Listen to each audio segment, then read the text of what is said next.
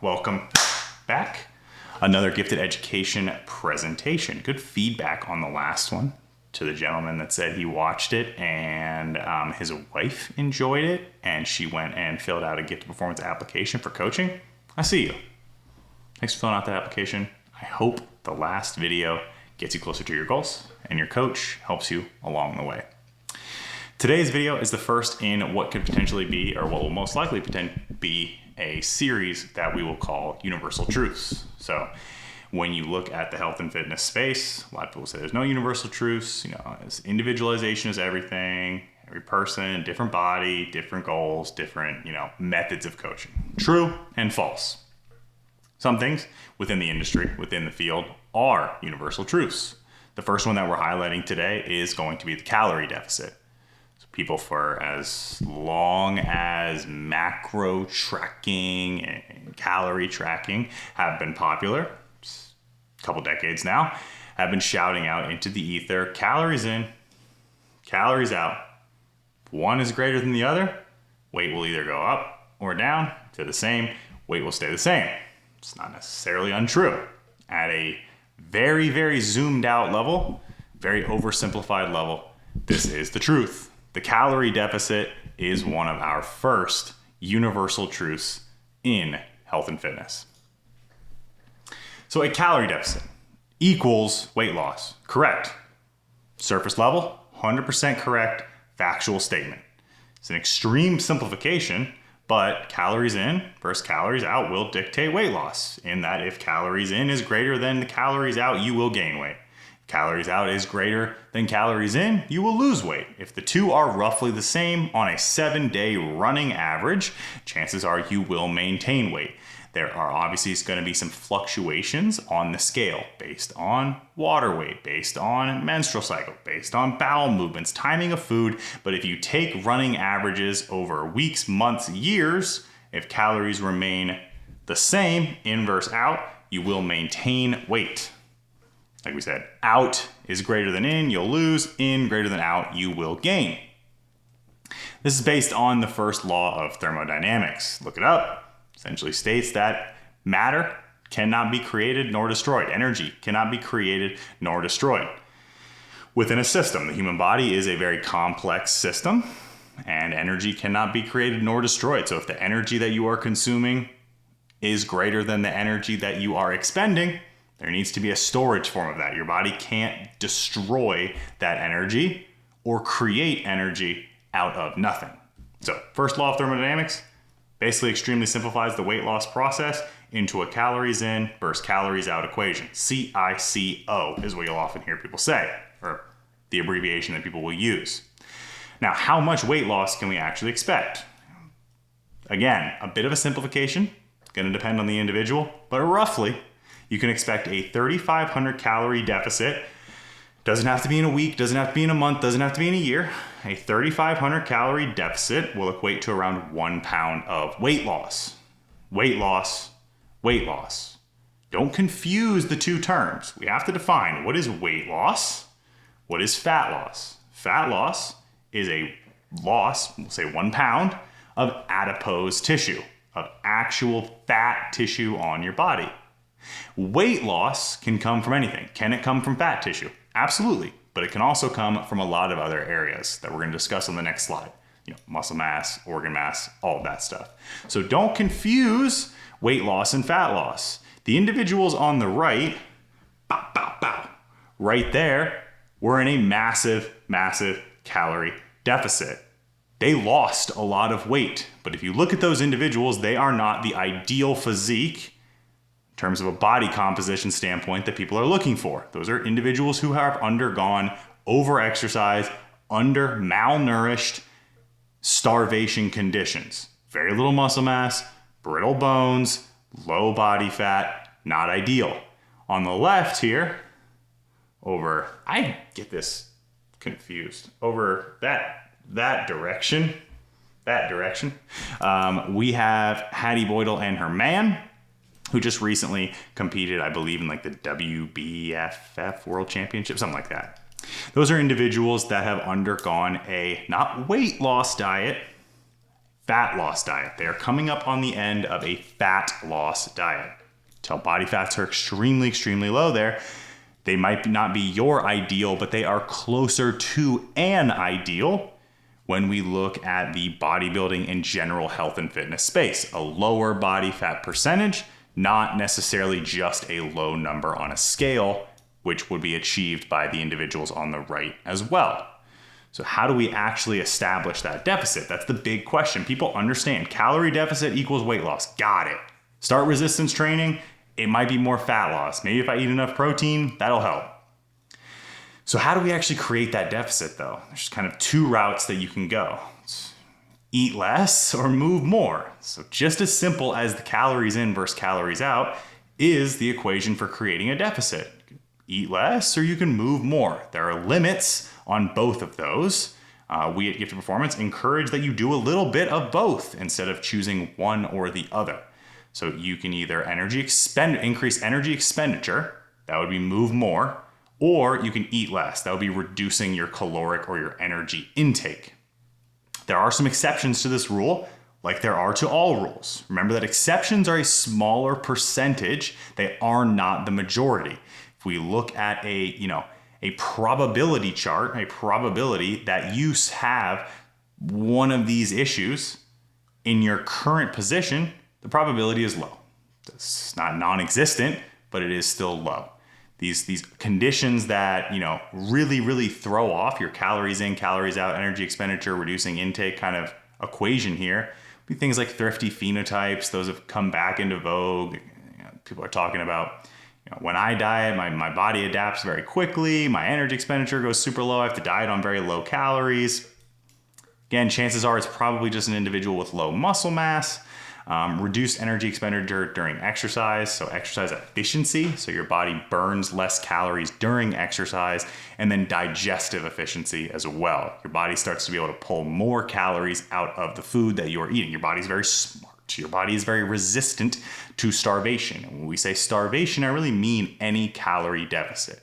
A sustained calorie deficit for weeks, months, years will be perceived by your body as starvation conditions. So when I use starvation, don't think of like true malnourished, stick skinny individuals.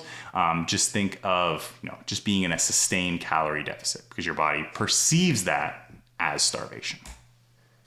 Now, we've kind of simplified things. We zoomed out. Now we can kind of come back in and get granular on where the nuance actually is. So it's more than calories in versus calories out.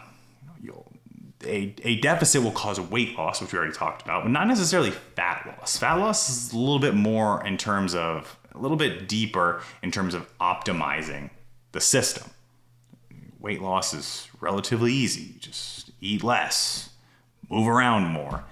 Now, deciding or dictating where that weight loss comes from, it's a little bit of a harder process or a little bit more of a refined process.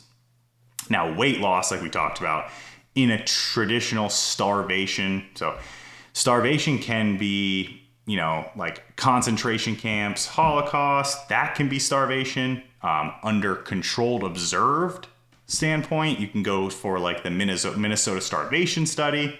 That's another way that you can observe starvation. You can even see it on, cable TV, where individuals who go on the show The Biggest Loser are also undergoing starvation conditions. They lose a tremendous amount of weight in all three of those scenarios. The weight that they are losing is not necessarily just body fat. A large percentage of it is body fat. That's not the only part of, the only thing that's causing the scale weight to go down. They're also losing organ mass, bone mineral density can drop off. Your organs actually get smaller. Liver, kidneys, heart, brain, all that kind of stuff decreases while in a calorie deficit. You're going to lose some muscle mass along the way. Water weight and glycogen as well. Water weight and glycogen are really, really big ones that you see early on in a diet. Go through 3 days of a ketogenic diet, you'll see a very large drop on the scale. It's not the former, it's more the latter here, in that you're losing water weight and glycogen. You probably don't look very much different in the mirror. Those improvements in body composition and physical appearance are actually going to come from fat loss as opposed to just weight loss. So for most individuals outside of those who are in severe health compromised position, think morbid obesity, BMI 40, 50 or greater, what you're looking for is fat loss, not necessarily just weight loss. So to optimize that, to put your body in a situation where it is going to lose fat over just weight, you really need to calculate and track your specific macronutrient intake. We're going to get into that on the next slide, the practical recommendations, so I won't bore you here with that just yet. I'm going to bore you in a little bit. But tracking those macronutrients at least for a short period of time until you understand what portion sizes, food choices are going to be right for you is definitely the way to go if you're trying to lose body fat and improve your body composition. The third step here is going to be paying attention to nutrient timing. Nutrient timing, while it has no direct effect on fat loss in that if I eat 5 meals a day, I lose more fat than if I eat 3 meals a day, or if I eat all of my carbs for the day early on, and then I switch over to more fats later in the day, I lose more body fat. That's not the case. Nutrient timing matters when we look at digestion and when we look at training quality. So better training sessions by timing your nutrients appropriately will increase the likelihood that you maintain or retain as much lean body mass as possible. Do your metabolism a favor, do your body composition, your physical appearance a favor there by trying to maintain as much lean body mass as possible. What you're going to see is that the changes in the mirror will improve. Now, nutrient timing is highly variable depending on digestion rates. People work very, very different schedules. So how much you can optimize nutrient timing matters. It really kind of ranges from person to person quite a bit. But the caveat or the takeaway there is that in terms of our hierarchy here, nutrient timing is pretty low on that. More recommendations on the next slide. Last but not least is going to be optimizing your food choices. So optimizing your food choices, choosing foods that you know that you tolerate well, that you don't have an intolerance or an allergy to, are going to be ideal. You're not exactly going to look a lot better, perform a lot better, lose a lot of body fat if you're lactose intolerant, slamming down cheese all day, right? So making sure that your food choices are ones that you know that you digest well to avoid the bloating, the very strange scale measurements, the inflammatory factors that come with that. Again, low on the hierarchy in terms of needs for fat loss instead of weight loss, but still something to 100% consider. Now, practical recommendations. You've watched this so far. You're like, damn, I'm sold. I want in. Let me get in on this. I'm trying to lose fat, not just trying to lose weight anymore. I hooked you. Now, let's get into our practical recommendations of how we make it happen, because you want to get started today. First and foremost is going to be establishing a calorie deficit. A lot of fancy equations out there. Harris, Benedict, this, that, the other, all these fancy things. You type in calorie deficit calculator on Google, you'll find a wide range of recommendations. Here's an easy one. Body weight in pounds times 13 minus 250. Body weight times 14 to 15 for most individuals is going to be maintenance.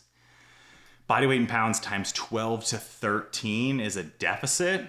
I say go on the higher end, 13, subtract the 250 just to make sure that you're in the deficit. From there, in terms of how big of a deficit you are in, you want to be in, you want to sustain, is going to be based on your scale weight. Set the deficit there, give it 2 weeks, track how much weight you lose. If you want to lose faster, pull another 250 calories, 100 to 250, depending on your personal preferences. And then give it another 2-3 weeks or so. There's a really good chance that if you just set it at body weight times 13 minus 250, you'll get predictable, slow, steady fat loss for at least 6 to 8 weeks. So you can kind of hang out there for a little bit. Start conservative, pull calories only as needed. I'm always a fan of doing the minimum effective dose. If you can diet for longer on higher calories, it's a better thing. Now, next, we talked about calories. It's an important part. Sets the process off, but what carries us down to the road to the destination that we actually want to go to is more so your macronutrient intake. So making sure you're getting the right amount of protein, carbs, and fat each day. Protein, body weight in pounds times 1. You weigh 200 pounds, shoot for 200 grams of protein each day. Plus or minus 15 grams, you'll be okay. Fat, body weight in pounds, times 0.3 to 0.4. You weigh 200 pounds, 60 to 80 grams of fat is plenty. Make sure that you're getting at least some essential fatty acids. So think fish oils. Carbohydrates are your remaining calories. Protein, 4 calories per gram. Fats, 9 calories per gram. Your total calorie calculation is above. So take the protein, subtract that from the calorie total. Take the fat, subtract that from the calorie total. Whatever you have left over, divide that by 4 and you've got carbohydrates. Grams of carbohydrates. If you're a man, shoot for 25 to 38 grams of fiber each day. If you're a woman, somewhere in that 18 to 25 grams of fiber each day is sufficient. Shoot for whole food sources of fiber. Those are your macros right there. Easy as that. When you need to reduce your calories further, pull from fat or carbohydrates or a mixture of the two. Now, moving down our hierarchy, we've just nailed about 90% of the fat loss equation. So if you just stopped the video right here, obviously don't. But if you just stopped the video right here, you would get sustained fat loss. That would be really, really kind of productive for you. You'd probably be pretty stoked on the results there. For my optimizers, now we want to talk about nutrient timing. So protein, spread it out, 3 to 5 feedings each day. It's going to be the ideal range. No benefit from going 5, no detriment to going 3. If you're above 5, you don't really get any extra benefit. If you're below 3, you may run into some digestive problems. For an individual, like we mentioned, 200 pounds that's eating 200 grams of protein a day, fitting the 200 grams of protein a day into 2 feedings or even 1 feeding, 100 grams of protein is math. Around 12 ounces of chicken breast in one sitting. If you've never eaten 12 ounces, did I say pounds? 12 ounces of chicken breast in one sitting. It's a lot. It's an uncomfortable amount to eat.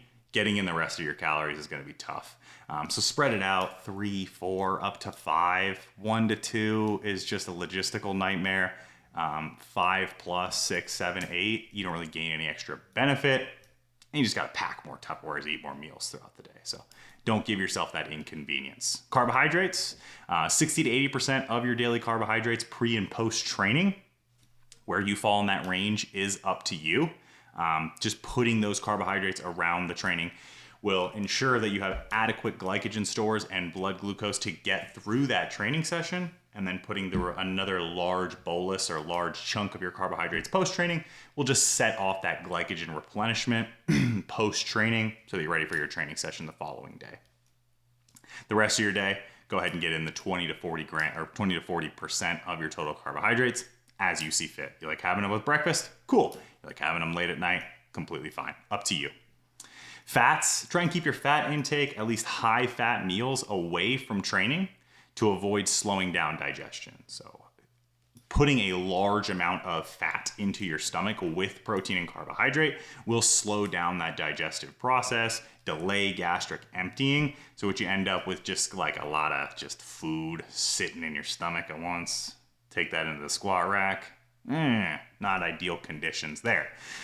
So move that fat away from your training, say with breakfast, before bed, if you're training in the middle of the day, and you should be good to go there. In terms of food choices, just make sure you're looking out for symptoms of poor digestion or digestive malfunctioning, we'll call it. Things like bloating, constipation, cramping, diarrhea, gas, all that stuff. The stuff that's going to make you incredibly uncomfortable, you're going to know. People always say, how do I know I have an intolerance to a food? So you eat it, you really don't feel too great after. Your body sends you the signals. How do I know if I have an allergy to a food? You would know. If you had it, you would know. Where my lactose intolerant folks at? Nice, yeah.